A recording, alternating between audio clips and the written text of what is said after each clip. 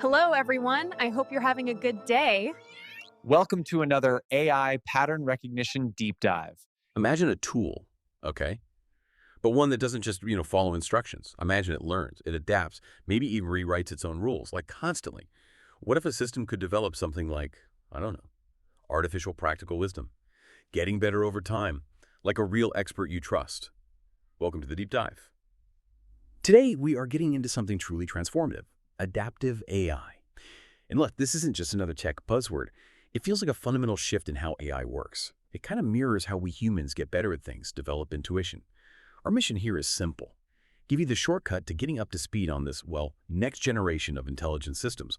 We'll explore what it is, how it ticks, and honestly, the huge implications for everything, your health, maybe even the climate. We're digging into some surprising stuff based on a really comprehensive analysis called the adaptive mind, AI's pattern-based evolution in human future.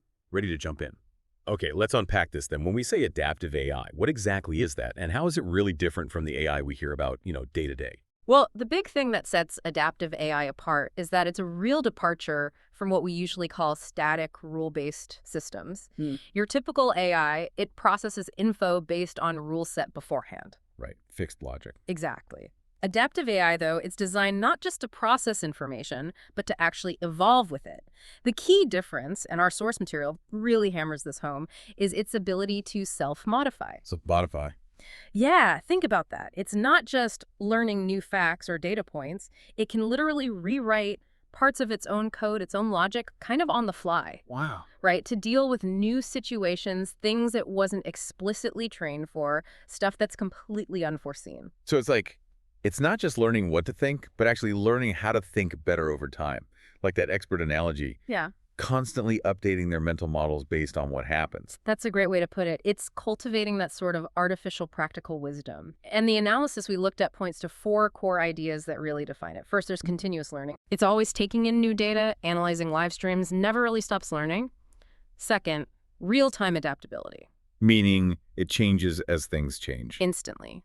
It adjusts its algorithms dynamically when new information comes in or the context shifts. Third, self-improvement. It actually looks at its own performance. Seriously, like grading itself. In a way, yeah. It identifies its own weaknesses and then refines its models to get better. And finally, context-aware intelligence. This is crucial. It goes beyond just the raw data. How so?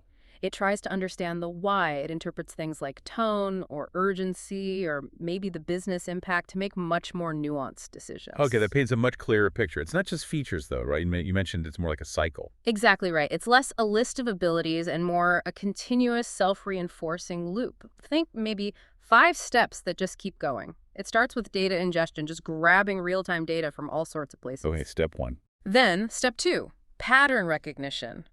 Using really sophisticated algorithms to spot trends, correlations, maybe anomalies, things that stand out in that data. Finding the signals in the noise. Precisely. Then step 3 is decision-making. Based on those patterns and the context it's figured out, it makes decisions, often autonomously. Makes sense. Step 4 is feedback integration. This is where it learns from the outcomes. Was the decision good, bad? It monitors this, either through direct feedback or just by seeing if its performance metrics change. Learning from mistakes or successes. Exactly. And that leads to the 5th, and honestly the most critical step, model evolution. Here's where it takes that feedback and doesn't just tweak a setting, it updates its internal logic, sometimes even its underlying code. That's the self-modification part again. That's it. It's like this AI-powered memory and reasoning. It helps it avoid making the same mistakes twice. It really refines its whole approach as the world changes around it. Okay, the real mind bender for me, the kind of aha moment, is that it's not just learning about its environment. It's learning to change itself to better fit that environment. It sounds almost biological, resilient. That's a very good analogy. So to make that crystal clear, how does this really stack up against the traditional AI, the static kind we mostly use now? Oh, it's night and day, really. Static AI. It usually relies on what's called batch learning. You train it once, offline, with a big fixed data set. Right, train it, deploy it, done. Pretty much. And it's great for predictable tasks like, say, generating standard reports. But the big problem, as the analysis points out, is that it's brittle. Brittle, meaning? meaning its performance drops off fast when things change. If the real-world data starts looking different from the training data, it gets confused, makes mistakes. It needs a lot of manual work, retraining, updating. Okay, so static AI is good for stable situations, but falls apart when things get messy. You got it. Adaptive AI, on the other hand, it thrives in messy, dynamic environments. It uses online or incremental learning. So it learns as it goes. Continuously. It updates itself bit by bit as new data comes in real time. Its logic isn't fixed. It's fluid. It evolves.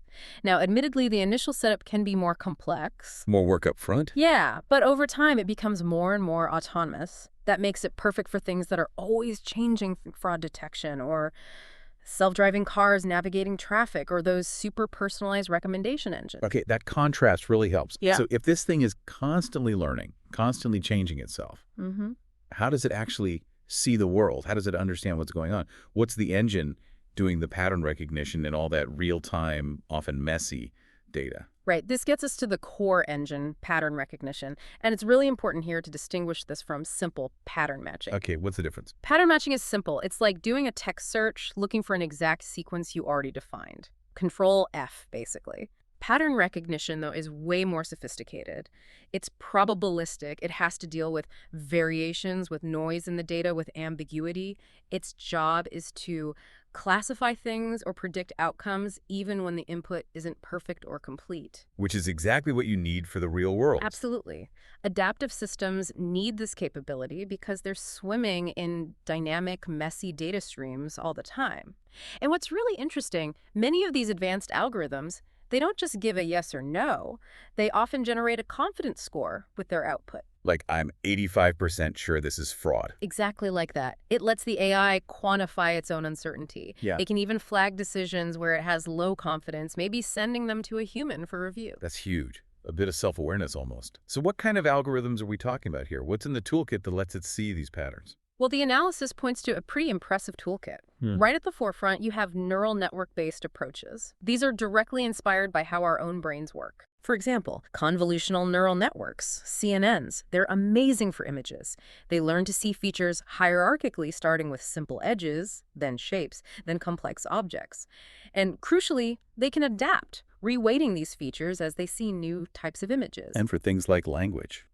That's where recurrent neural networks, or RNNs, come in. They're designed for sequential data, like text or speech. They have a kind of memory, remembering context from earlier in the sequence. This lets them adapt their understanding as, say, a conversation develops. Makes sense. Any other key tools? Yeah, definitely. The source mentions support vector machines, SVMs, which are good at finding the best way to separate different categories of data, and they can adapt that boundary as new data comes in. And hidden Markov models, HMMs, which are great for sequential stuff where you have to infer an underlying state, like in speech recognition, that adapts to different accents or background noise. Okay, so there's a whole suite of tools. But this raises a key question for me.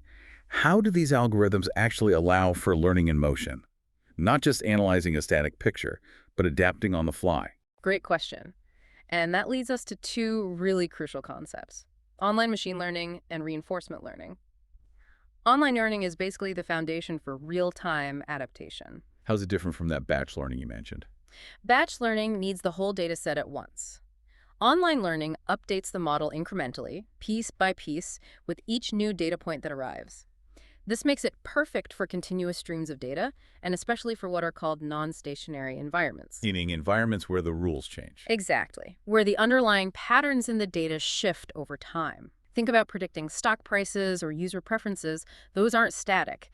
There are specific algorithms, like one called AIDR, mentioned in the analysis, designed just for this to adapt quickly when the data stream's fundamental patterns change. Okay, so online learning is about perceiving the changes as they happen. What about acting on them?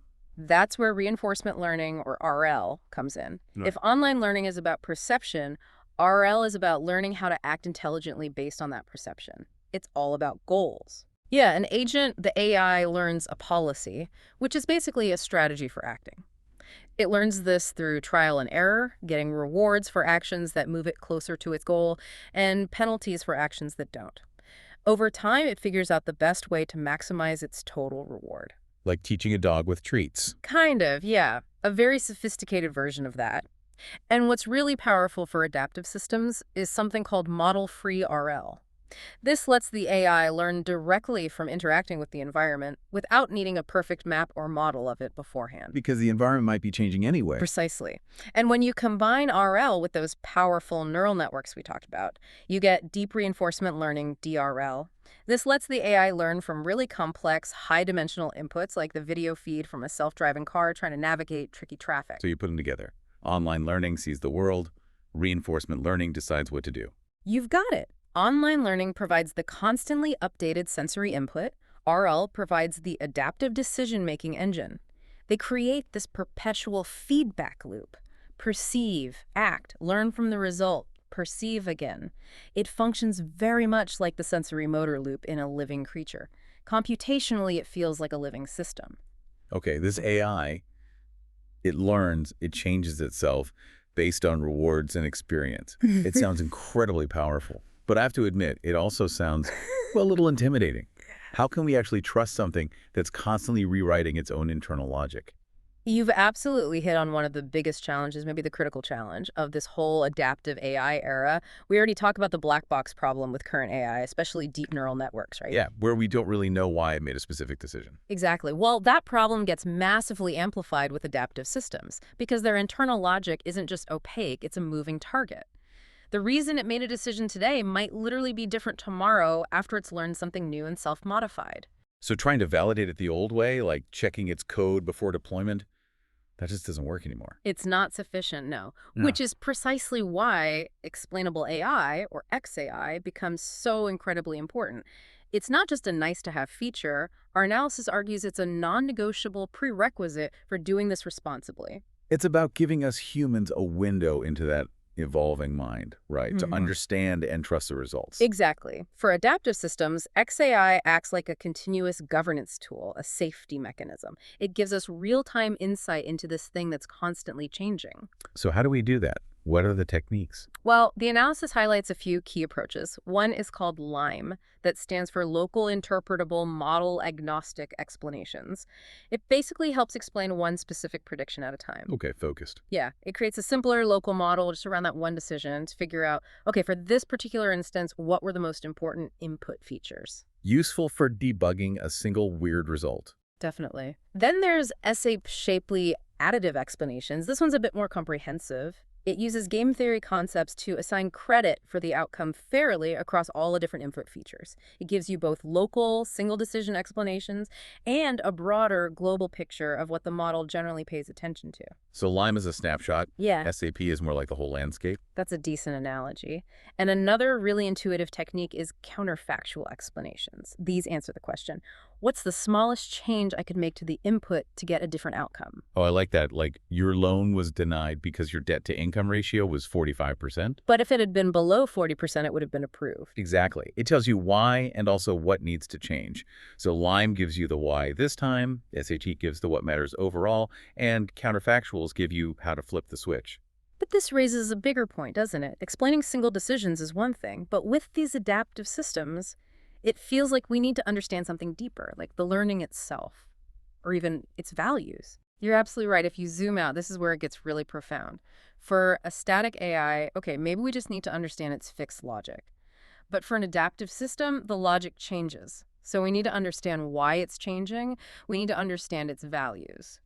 What do you mean by values in this context?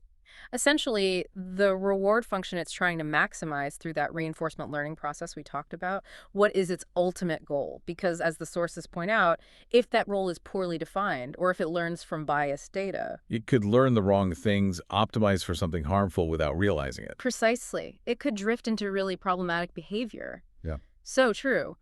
Deep XAI for adaptive systems needs to let us ask questions like, what have you actually learned from your experience? And what goal are you really trying to achieve right now? We're moving from just explaining decisions to explaining intent. Exactly. Intent-level transparency. It's like needing a kind of cognitive scanner for this artificial mind to see not just what it does, but what it's becoming, what it's striving for. Okay, this is where it gets really concrete and honestly pretty exciting. This isn't just theory spinning in a lab somewhere. This kind of adaptive intelligence is already starting to reshape, well, almost everything. Education, health, how we understand the planet. Let's look at some examples. Absolutely. Take education, the whole one-size-fits-all classroom model. Adaptive AI is poised to completely disrupt that. Imagine an adaptive tutor. Like a personal AI teacher. Exactly. It identifies your specific learning patterns, where you struggle, how fast you learn, what teaching style works best for you, and then it dynamically adjusts everything in real time.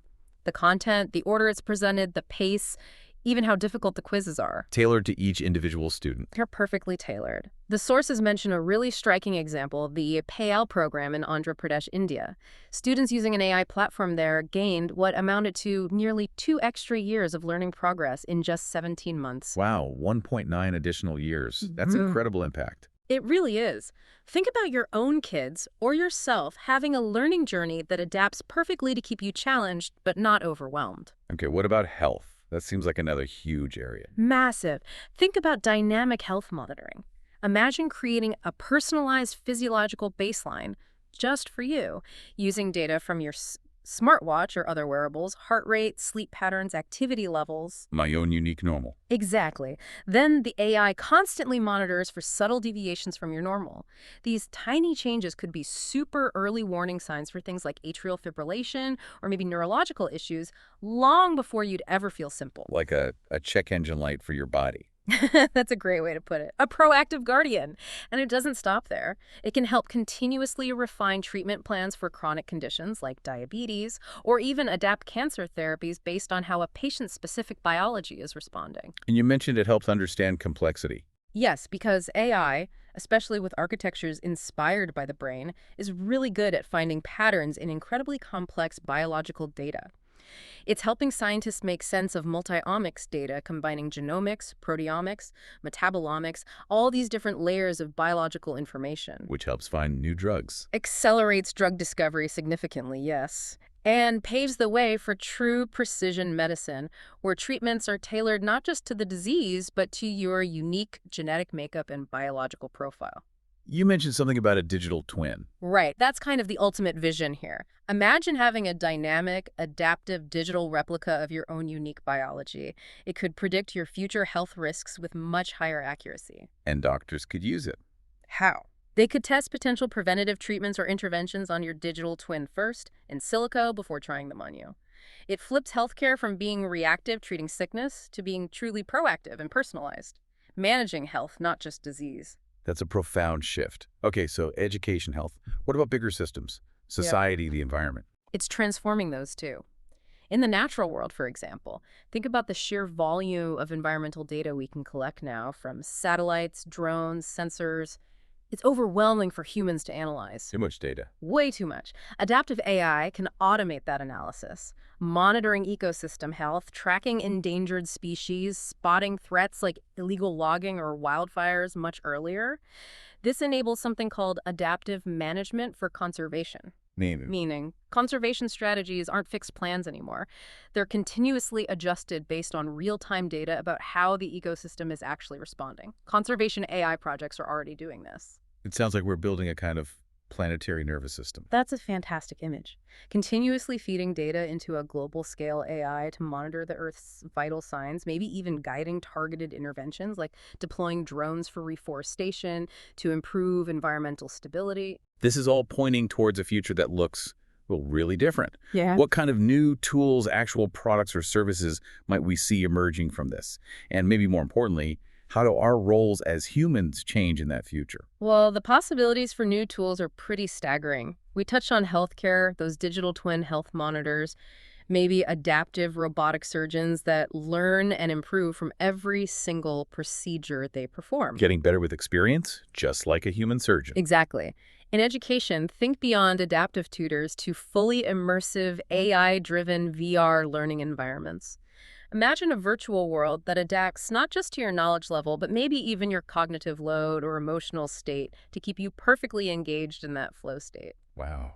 What about robotics? Huge potential there. Adaptive robots that can learn new tasks just by watching a human do them once or twice. Robots that can safely collaborate with humans in messy, unpredictable spaces like homes or factory floors, adjusting their movements and plans in real time. Not just caged off doing one repetitive task. Right, real partners. So it feels like the big challenge, but also the big opportunity, isn't trying to somehow compete with this AI, but figuring out how to effectively collaborate with it. That's absolutely the key takeaway. And this shift is going to create whole new categories of jobs focused right on that human-AI interface. Like what?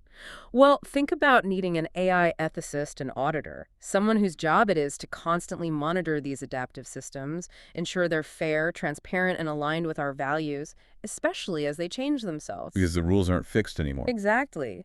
Or an AI integration specialist who designs how humans and multiple AI systems work together in complex workflows. Or even a role augmentation and redesign lead, someone who helps companies rethink existing jobs, figuring out which tasks AI can handle so humans can focus on the uniquely human skills.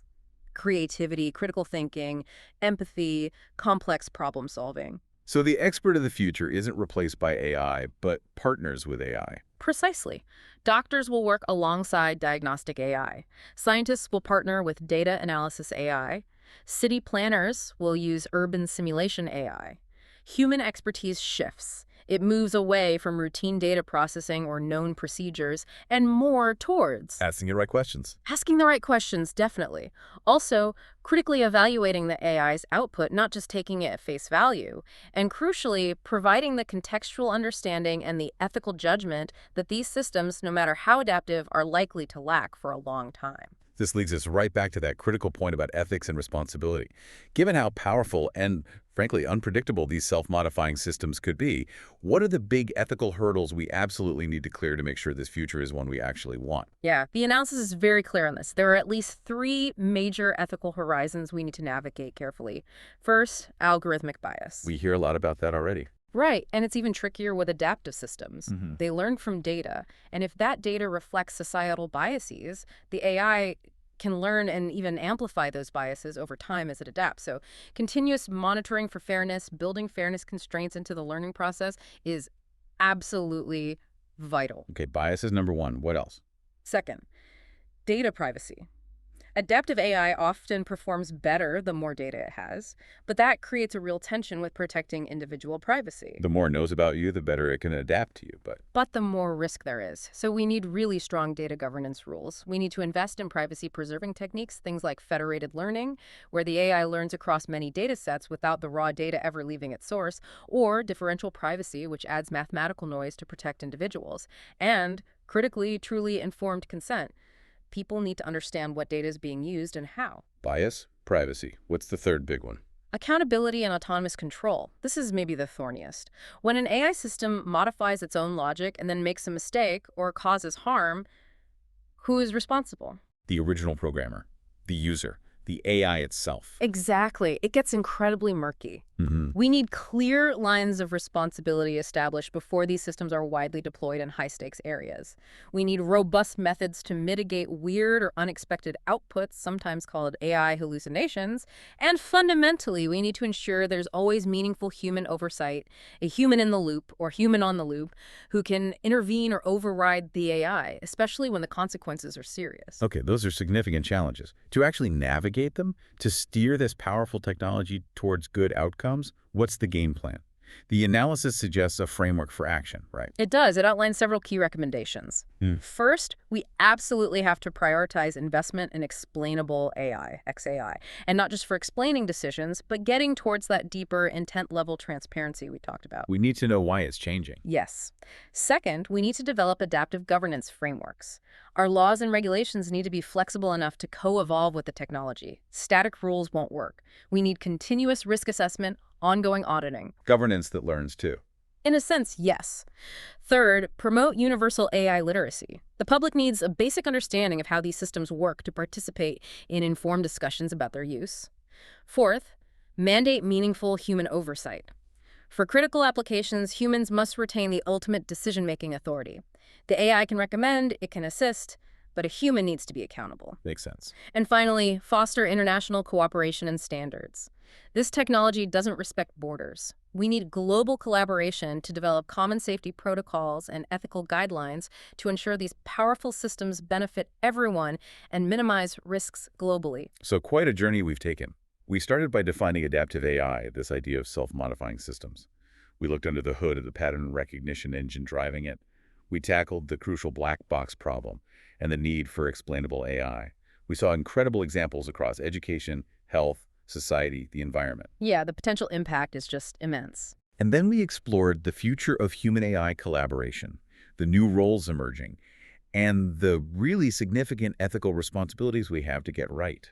It really feels like the rise of adaptive AI isn't just another tech revolution. It's almost like an evolutionary pressure on us, on human society itself. How do you mean? Well, to successfully live with and integrate this fundamentally new kind of intelligence, our society, our institutions, our ways of thinking also need to become more adaptive, more flexible, more forward-looking. The biggest project in this adaptive AI era might not just be engineering smarter machines. But co-evolving ourselves alongside them. Exactly. Co-evolving our institutions, our skills, our values. So maybe the final thought to leave everyone with is this. What new adaptive literacies, what new ways of thinking, learning, and collaborating will you need to cultivate to thrive in this co-evolving world we're entering? Thank you for tuning in with us. Something to think about it for all of us. This is DigitView.